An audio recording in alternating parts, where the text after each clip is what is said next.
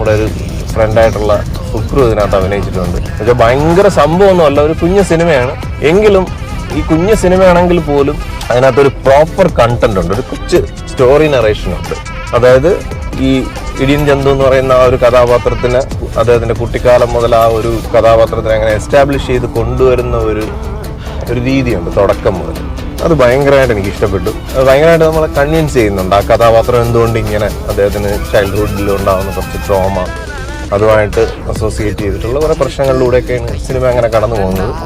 വളരെ നന്നായിട്ട് ചിത്രീകരിച്ചിട്ടുണ്ട്. പിന്നെ ഫുക്രു നന്നായിട്ടുണ്ട് ഇതിനകത്ത്. കൗണ്ടറൊക്കെ അടിച്ച് നിൽക്കുന്ന ഒരു കോമഡി ക്യാരക്ടറാണ്.